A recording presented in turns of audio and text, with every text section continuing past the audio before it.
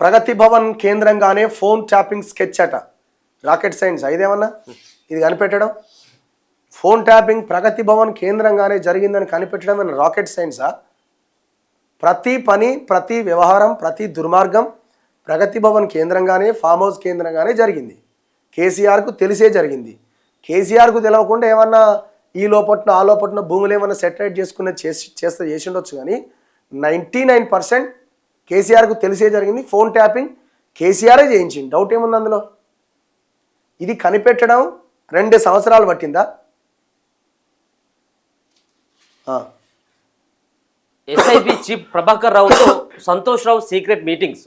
నియోజకవర్గాల వారిగా నిఘా పెట్టాల్సిన ప్రత్యర్థుల పేర్లతో స్లిప్ల అందజేత, వాట్సాప్ కాలింగ్, సిగ్నల్, స్నాప్చాట్స్తో ముఖ్య నేత తరపున ఆదేశాలు.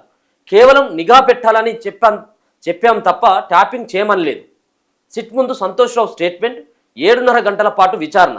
ఎవరి ఆదేశాల మేరకు ట్యాపింగ్ చేశారనే కోణంలో ప్రశ్నించిన అధికారులు ప్రభాకర్ రావు, ప్రణీత్ రావు స్టేట్మెంట్లు టెక్నికల్ ఎవిడెన్స్ ముందు పెట్టి పలు ప్రశ్నలు అడిగినారు. కేవలం నిఘా పెట్టమని చెప్పి తప్పించి ట్యాప్ చేయమని చెప్పలేదు అని చెప్పేసి ఆయన స్టేట్మెంట్. ఇప్పుడు నిఘా ఏంది, ట్యాప్ ఏంది? ఇంకా నిఘా పెట్టుడేంది? ఇప్పుడు మనిషి ఎదురుగా మనిషి ఉంటే వాడి మీద నిఘా పెట్టు అంటే ఓకే, అదొక అర్థం ఉన్నది. ఫోన్ నెంబర్ ఇచ్చి నిఘా పెట్టంటే ఏంది? ట్యాపింగ్ చేయమన్నట్టే కదా. ఫోన్ నెంబర్ ఏమైనా కనబడుతుందా కంటికి? ఇట్లా వస్తువు అదేమైనా కాదు కదా. వాళ్ళకి ఫోన్ నెంబర్లు అన్నీ ఇచ్చేసి ఈ ఫోన్ నెంబర్ మీద నిఘా పెట్టు అంటే ఏంది? ట్యాప్ చేయమన్నట్టు లెక్క. దొంగతనం చేయమని చెప్పినా కానీ ఏమి ఎత్తరాకని చెప్పేసి అంతే కదా. ఇప్పుడు సంతోష్ రావు ఈ వ్యవహారం నడిపిండు అంటే ఎవరి ఆధ్వర్యంలో నడిపిండు? ఎవరు చెప్తే చేస్తాడు? సంతోష్ రావు దగ్గాలన్నా, పాయింట్ వేసుకోవాలన్నా, అంగేసుకోవాలన్నా, లేకపోతే నీళ్ళు తాగాలన్నా, అడుగు తీసి అవతల పెట్టాలన్నా కేసీఆర్ ఆదేశాల మేరకు చేయాల్సిందే. ఎందుకంటే మొత్తం ఆయనకు సంబంధించిన అసిస్టెంటు నీళ్ళు ఇవ్వాలన్నా, లేకపోతే ఇంకేదన్నా ఏ పని కాళ్ళు ఒత్తాలన్నా మొత్తం సంతోష్ రావే. కేసీఆర్ ఆర్డర్ని సంతోష్ రావు ఫాలో అవుతాడు సింపుల్గా. ఫర్ ఎగ్జాంపుల్ ఎవరైనా ఫోన్ చేసిండు కేటీఆర్, ఇప్పుడు ఎన్నిసార్లు చెప్పలే కవిత ఫోన్ చేయగానే సంతోష్ ఫోన్ ఎత్తాడు. హలో అనగానే డాడీ ఉన్నాడా అని సంతోష్కే చెప్పాలి ఫస్ట్. కేసీఆర్ ఫోన్ ఎత్తాడు. కేసీఆర్ ఫోన్ సంతోష్ రావు చేతిలోనే ఉంటుంది. అంటే వయా మీడియా అనమాట. సంతోష్ రావు అనేటువంటి ఒక మధ్యలో ఉన్న ఒక ఇదనమాట, ఒక ఐటమ్. ఆ ఐటమ్ ఏం చేస్తుందంటే కేసీఆర్ ఆర్డర్స్ని ఫాలో అవుతూ ముందుకు తీసుకెళ్తుంది. కేసీఆర్ ఇంకెవరికన్నా ఏమైనా చెప్పాలన్నా వయా సంతోషే. ఎవరు ఏం చేయాలన్నా ఇప్పుడు చాలామంది సంతోష్ రావు వ్యవహార శైలి నచ్చగానే పార్టీ నుంచి బయటకు వచ్చిన వాళ్ళు ఉన్నారు. ఇప్పుడు కవిత కూడా అంటుంది కదా, అసలు మొదటి దయ్యం, మొదటి భూతం సంతోష్ రావే అని. ఆమె ఎవరు? రమ్యారావు గారు ఎన్నోసార్లు చెప్పారు కదా, వీడి వల్లనే మేము బయటకు రావడం జరిగింది అని, శకుని అని పేరు పెట్టింది కదా ఆమె. ఇంకా డౌట్ ఏముంది ఇక్కడ? ఇప్పుడు సంతోష్ నేను నిఘా పెట్టమని చెప్పినా కానీ ట్యాప్ చేయమని చెప్పలేదు అని అన్నాడు అంటేనే కేసీఆర్ చెప్పినట్టు లెక్క. ఇది ఏం రాకెట్ సైన్స్ ఏం కాదు. మీరు ఏదో విచారణ చేస్తున్నారు. నా డౌట్ ఇప్పటికి కూడా ఏంటంటే, నాకున్న అనుమానం ఏంటంటే, ఇప్పుడు ఇదే సంతోష్ రావు టానిక్ కేసులో అడ్డంగా దొరికిపోయిండు.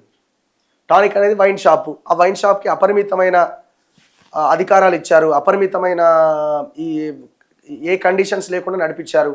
అన్ని వైన్ షాపులు 11 గంటలకు క్లోజ్ అయితే ఈయన వైన్ షాపు 12 గంటల దాకా ఉండేది. ఒక వైన్ షాప్ పేరుతో ఇంకో 10-12 వైన్ షాపులు ఓపెన్ చేసారు అదే పేరుతో. సో ఇట్లా ఈ ట్యాపింగ్ ఈ టానిక్ సంబంధించిన కేసు ఏమైంది? 60 కోట్ల కాంప్రమైజ్ అయ్యారు అనేది పొలిటికల్ సర్కిల్స్లో ఒక డిస్కషను. మరి టానిక్ కేసే కాంప్రమైజ్ అయినప్పుడు ఈ కేసులో సంతోషాన్ని తీసుకుపోయి లోపలేస్తారా? ఒకసారి చెప్పండి. అవకాశం ఉందా? ఏ కేసు ముందుకు పోయింది? ఫార్ములా కార్ రేస్ కేసు ఎవడైతే అందులో మెయిన్ కంపెనీ గ్రీన్కో ఉన్నదో, ఏస్ నెక్స్ట్ జెన్ అనే కంపెనీ మదర్ కంపెనీ గ్రీన్కో, ఆ గ్రీన్కో ఓనర్ అనిల్ ఉన్నాడో రేవంత్ రెడ్డిని కలుస్తున్నాడు, కాంగ్రెస్ నాయకులను కలుస్తున్నాడు. ఆయన కంపెనీతో పెట్టుబడులని అక్కడిక్కడ వెల్కమ్ చేస్తున్నారు. మరి ఇక ఫార్ములా కార్ రేస్ ఏడున్నట్టుగా అయిపోయింది. అది ఔటర్ రింగ్ రోడ్ స్కామ్ మీద హరీష్ రావు క్వశ్చన్ అడిగితే మేము సిట్ వేస్తున్నామని 1.5 year బ్యాక్ రేవంత్ రెడ్డి చెప్పిండు. ఇంతవరకు సిట్ లేదు, స్టాండ్ లేదు. అది అయిపోయింది.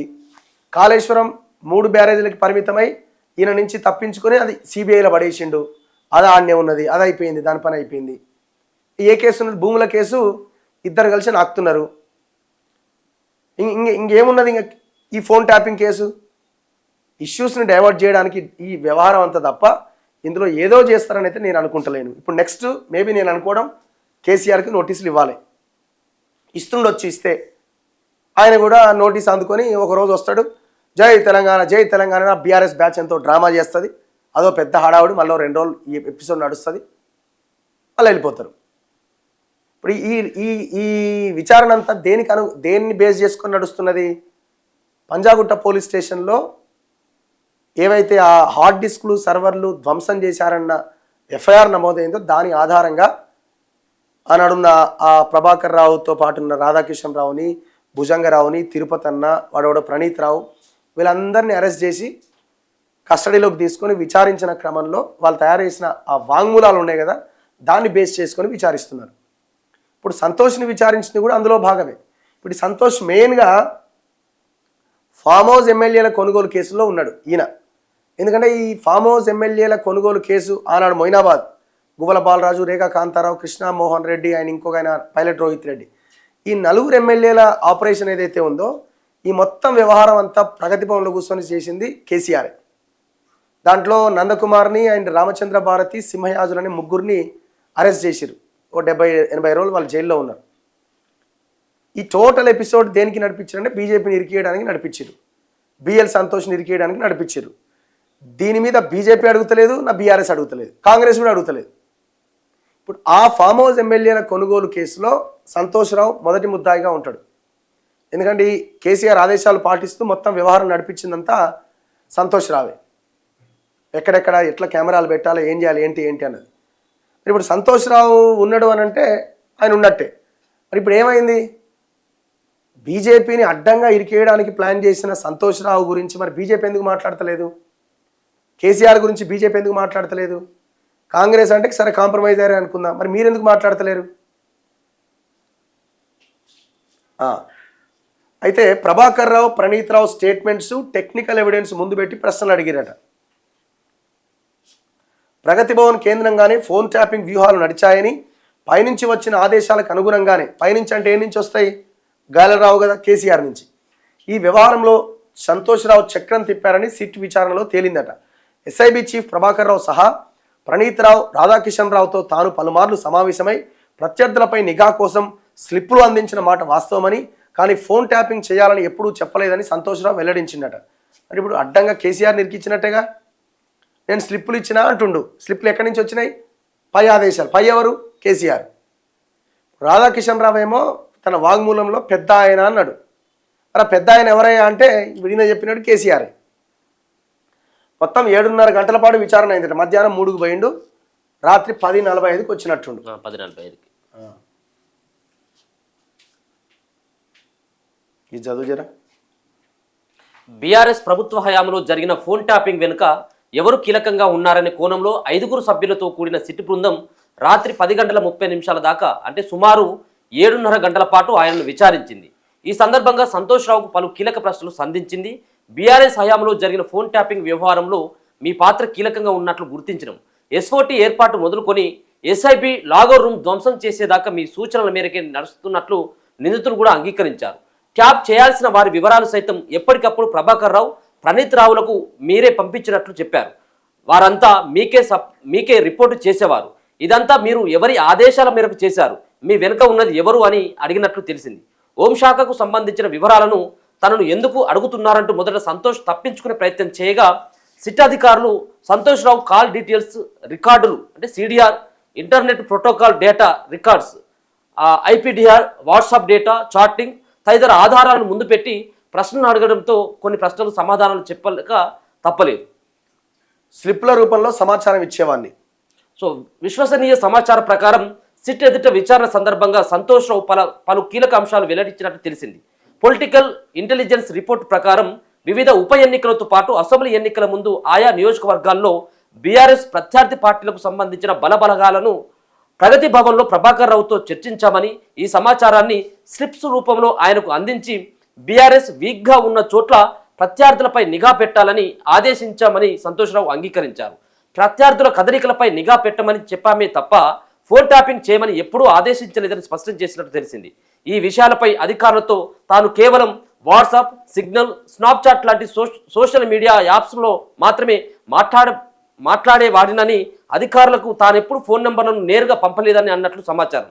అలాగే ప్రత్యర్థుల దగ్గర పట్టుబడిన క్యాష్ గురించి పలు సందర్భాల్లో మాట్లాడుకున్నామని సంతోష్రావు సిట్టు విచారణలో ఒప్పుకున్నట్లు తెలిసింది. ఇప్పుడు దుబ్బాకలో రఘునందన్కి సంబంధించిన డబ్బులు దొరికినాయి ఎక్కడో, దాని తర్వాత ఈ హుజూరాబాద్లో కొంత ఏదో ఇదైనట్టుంది.